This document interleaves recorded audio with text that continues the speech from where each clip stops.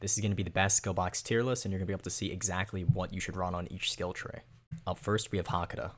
Specifically ground Hakuda, though. So the first one we're looking at is Shori. This one is pretty okay. Honestly, don't think you should be running it. It's got way too much windup. It's pretty easy to parry. And if they have a counter, it's just a free counter because you stand there for a second doing this telegraphed move. It doesn't even guard break. It does high posture, though. So if you are going to be using this, you need to be able to play posture, like make them block a pulse beforehand, and this will maybe guard break or just like get them to block anything. But I'd put it probably B tier. It's worse than normal Shori because it takes so much time to start, and you actually can get punished for it pretty badly. Actually, second thought, I'm putting it C tier. I mean, it's not useless, but you definitely should not be using this on ground Hakuda because there's way better alternatives that we're going to be going over. Gehenna, this doesn't change in ground Hakuda, so I'm just going to go over it once here, and in air Hakuda, I'm going to probably skip over it. But this one, it's one of the best moves on Hakuda. It's high pressure. It has a variant where if you hold it down and you're like 50 Hakuda, you get like an insane boosted, like super far range one, which is crazy. You can snipe people with it. It's like time cut range. It's ridiculous. But you do need to hold it down. It'll have slightly more wind when you do that variant. But Gehenna, just free damage, comes off quickly. When you proc it again, you're going to auto track to them. And usually you can delay it by just running back. And you can also feint it, which makes it super annoying. So it's just a ton of pressure. This is one of the go-to skill boxes for Hakuda, no matter what you're on. I'm going to put this one S tier. It's got a ton of variety, a lot of mix-ups you can do with it, and it's just good pressure. Confliction. This is a skill box move that's on ground Hakuda and air Hakuda, but I'd say if you're going to use this, you probably should use it on ground Hakuda. It's a really good move. You're going to dash forward a fairly long distance, has a little more windup, but it is pretty fast. During your movement or your dash, you have hyper armor, which is really annoying, does decent damage, and it extends into a bunch of other things. Like off this, you can go into like any move, and it's semi-true. It's not true. You can do confliction into like what do you call that? That one kick with your leg, or just any of the moves after on ground Hakuda are like semi-true after this. If you're using a round card, you could use Sarrow Crusher, and it's true immediately after this because like Sarrow Crusher crits frame 1, and it's just like really broken. It also has an air variant where if you like jump beforehand, it'll slam to the floor. So if you're air Hakuda, you can throw this down to throw them down, but I think it's probably not the best variant of it. The one on the floor is better. This one's a pretty no-brainer. If you're on ground Hakuda, Confliction is one of your best skill boxes, so it's going to go S tier. If you are on air Hakuda, though, you can consider running it, but it is a little better on ground because it combo extends a little easier. Shometsu, this is another ground Hakuda skill box. It's pretty alright. You punch him into the air, you have hyper armor like midway in the animation, and then you slam down doing like a shockwave. Does good damage, has a fairly decent startup. It's a little low, or a little more than like other ones like Confliction or like Gehenna, but it does have really nice damage. It's a little annoying though to like combo off this. Like it's a combo ender, you can use it at the very end of your combo, but like once you throw them far away like that, it's just like, I mean, you can't really extend off that because they're so far. Also, I don't really like this move because it has a ton of end lag, and the startup is pretty easy to read and like avoid. Like if you don't punch them in the air with it, you're gonna slam down like 2 seconds later, and they're just gonna be like all the way over here because they're just not a dumbass gonna stand in the shockwave. So it's not the best. I'm gonna put it B tier. It's viable, but I wouldn't use it over other ground Hakuda or just Hakuda skill box in general. Trinity, this is another ground Hakuda one. It has 3 variants of it. It doesn't go on cooldown until you use all like the recast, so you can cast it once, you'll get this first variant. The second cast will be this one, and the last one will be the one that kicks him away.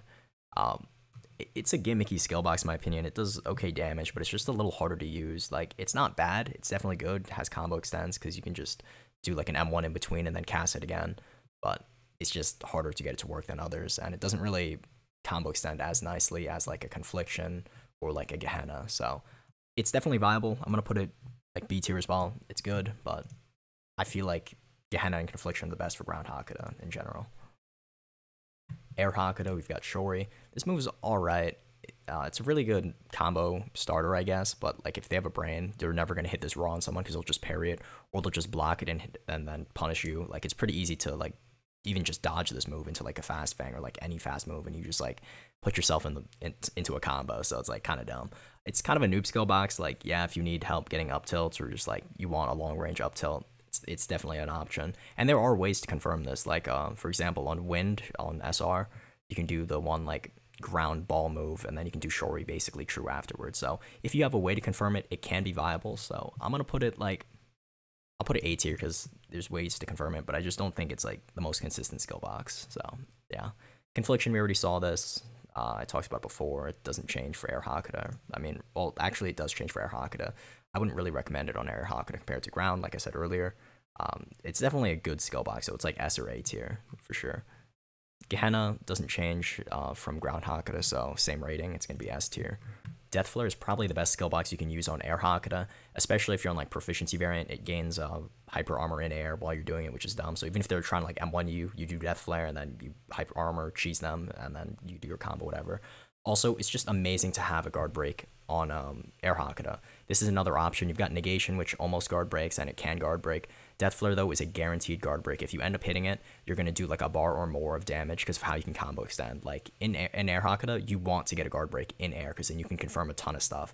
Like a guard break into Spine Rend, into like whatever move afterwards. If you're on a Arrancar, you could do a Sarah Grab immediately after Spine Rend, and it's true, it's dumb, it's a bar of damage, all that. Or even more, honestly. If you're on like, so it's definitely gonna go S tier. For landing one guard break, you get 3 moves of damage all for free. No other skill box can give that amount of value, so I'm gonna put Death Flare easily S tier. Sonata Flow, this one has a pretty high chance of error because if you miss, you're gonna have end lag and they can do a move for free on you. But it is really good if you know to not just throw it out like a dumbass and do it only when you can confirm it, or as a mix-up. Like say I'm up close, I'm spamming M1s, I feint, do into a Sonata Flow. That's gonna guard break, that's free damage. That's probably one of my favorite ways to use Sonata Flow. Also, there are ways to confirm this. I think Suzanbachi C move got buffed. It has more has more true stun, so you can actually do Sonata Flow immediately afterwards. So like it can make true combos. I can't remember all of them off the top of my head, but it isn't that bad. It's a little less consistent than Eviscerate, I'd say, so I'm gonna put it A tier. It would be S tier if it didn't have crazy end lag, but it's definitely really good. Crescent Relief, probably my favorite Kendo SB and probably the most consistent one as well. It's really good. You're gonna remove some of your posture, and it has a chance to guard break, and if they block all the hits of it, it's really nice, ranged, good damage, combo starter, combo ender. And it's just really good overall. And because it's a ranged move on Kendo, I think it's more valuable because you have a gap in your moves. Like most Kendo moves are close range and you don't really have good poke ones. So Crescent Relief fills that gap and you're actually able to like say someone's flower pasturing towards you. You can use a Crescent Relief to catch them in that rather than you getting hit. So like it's pretty nice. Yeah, definitely gonna be S tier. Just a really good one. I already put it up there actually. Eviscerate. This is basically the other version of Sonata Flow, but this one has more wind up and it goes further, and it doesn't guard break as well. So you trade off the guard break and the fastness of Sonata for longer range and the ability to like jump onto people from afar, which is really good. So if they do like a long wind up move, like they're doing Immortal Ties, you can do an Eviscerate fast enough to get to them and close that distance. So it's really nice. Probably better for most people to run this over Sonata because it's basically foolproof. You can't even get punished for this. If they block or parry it, you keep most of your momentum and you like just slide past them, so you can just throw it out whenever. You can't do like the Eviscerate behind tech anymore, like to get behind their block, because it's 360 blockable now. So just know that when you're playing this, and just usually go for a straight line or like angle yourself so that at least you take a little more time to get to them. So if they're trying to parry it, they mess up, they block, and hopefully get guard broken. It doesn't do that high posture though. So anyways, I'm going to put it S tier because it's a lot more consistent than Sonata Flow. Sonata Flow still is really good, but you have to play it in a certain way. Like you have to be in their face all the time for Sonata Flow to have the best value. Eviscerate, it's good up close, good farther, and yeah. Strata Strike, I don't really have much to say about this. It's a pretty okay move, but it's just a lot of effort to get the same damage as another one that is faster, more consistent, and just easier to land overall. Like Strata Strike, there's ways to confirm it. Yeah, like wait till the end of their flash step, or like while they're doing like a high movement ability, so then they'll be further away from you, so they can't punch you to stop it, because you can't dodge anymore. It's just free damage. But like, it's just so much effort. I'm low-key putting this C tier with Shori, ground Shori. Flash Fang, I'm also going to count in Flash Fang, which is the upgraded variant of it. It's a really good move, good AoE, good damage, fairly low startup, so you can kind of just like dash behind somebody, do a Flash Fang, and they'll probably get hit by it. And you can also like bait people to go into you, and then you Flash Fang, which is kind of funny. But yeah, definitely really good move, good damage, good AoE, low startup. That's all you need on a speed move, so I'm putting an S tier. Ghost Cleave, another really nice skill for speed. It's got a ton of pressure, and it's got 2 variants. The first one, you can't block it, but you can parry it, and you can also dodge it. So that's its gimmick. The second Ghost Cleave, though, if you want to delay it to mess up their parry timing, it is full blockable. So it's kind of alright, to be honest. I don't really like Ghost Cleave. Like, a lot of people like it for the pressure, but if you fight someone who knows how to avoid it, it isn't too bad, honestly. Like, the trick to doing this, I'm going to put you guys on game right now, is you try to dodge the first slash, and if they end up fainting it, you just hold F. So, like, you just dodge instead of parrying the first one, and then you just, yeah, you basically can't get hit by this move. So I'm probably gonna put it A tier like Sonata Flow. It's a good SB. It has use cases, but it is a little more like inconsistent, so that's why I can't put it S tier. Black Claw, it's a really good dash, got good range, low startup. You can also feint it. It's just a great move overall. I mean, it's probably my go-to SB on speed. So Black Claw is really good. They did remove the siphoning ray part, I think. Correct me if I'm wrong. I remember reading that somewhere. But definitely S tier. It's really consistent, easy to land. You can feint it, a lot of mix-ups, good damage. You know, why not use it? Acute Incision. This is a very underutilized speed SB. It's definitely not bad. It's a really good gap close. It's fast. Also, I think if you land it like near the end, there's like a sweet spot where it does more stun and damage. I don't know if it does more damage. I do know it does more stun. It used to be broken where it had like insane stun. You could do true combos. You can't do that anymore. So you don't really see people using it too much. Also, it doesn't really do that much damage either because it's so fast. It does little damage in return. So, I mean, it's alright. It's definitely not bad, but it's kind of hard to combo extend off it as well because it puts you so far behind them, you know? So, I'm going to put this one B tier. It's definitely viable like these other ones in B tier, but it's just kind of gimmicky in my opinion. Alright, on to Medic. Now, honestly, Medic isn't really known for good SBs. There's only one real viable one, which we'll go over. But if you're going to run Medic, I recommend you run Discord and a Universal. But I'm going to go through them anyways. Overcharge, you put a heal barrier on someone. This shit, it's kind of dog. Does no heal because they gutted it. Discord is a 30% damage debuff on them, or increases their damage taken by 30%, which is broken. This is like the freest move ever. If you don't use this on Medic, you're kind of trolling. Amplify, you get like 3 different variants of a buff that you could give your teammate, which I think is pretty useless. It also gives it to yourself. So I think it's a kind of useless move. The only real viable one here is Discord, and run Discord and any universal SB, which I'll go over later. Overcharge, D tier, Amplify, D tier, Discord, S tier.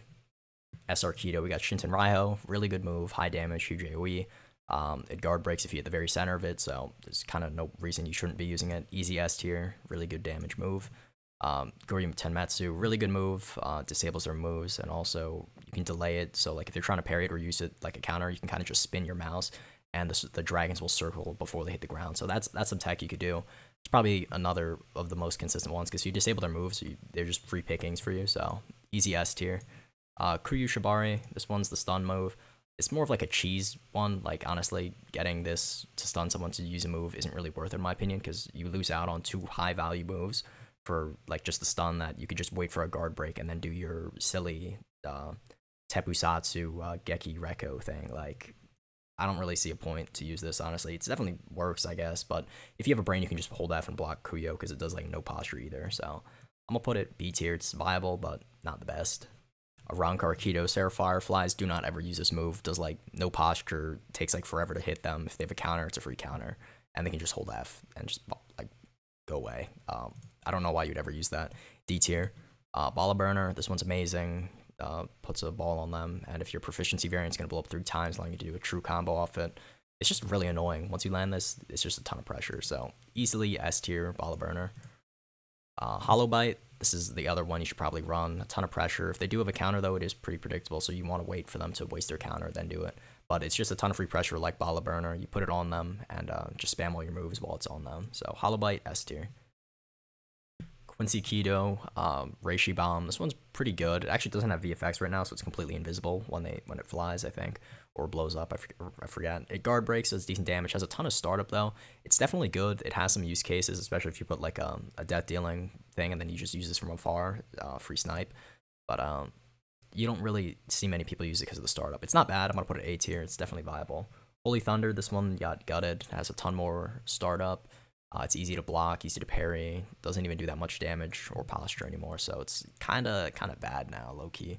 I'll put it A tier. It is viable, but it's not like the best one you could be running. Licked Region, this is probably the best one you can run. Good damage. If you hit a wall or a player with it, you're going to do 3 times the damage. Does high posture, it guard breaks, ragdolls, allowing you to combo extend into a ton of stuff. So Licked Region is your go-to one on Q Kido. Zorn Goats, this one's also pretty underrated. I actually think this is the best Q Kido one that you could use, because it gives you a ton of pressure. If you M1, these are gonna have a ton of stun while they hit them, and allows you to get like 2 M1s off in a row, especially if you're like your bow. That's like huge damage. So Zorn Goats, easily S tier, good combo extend, good stun.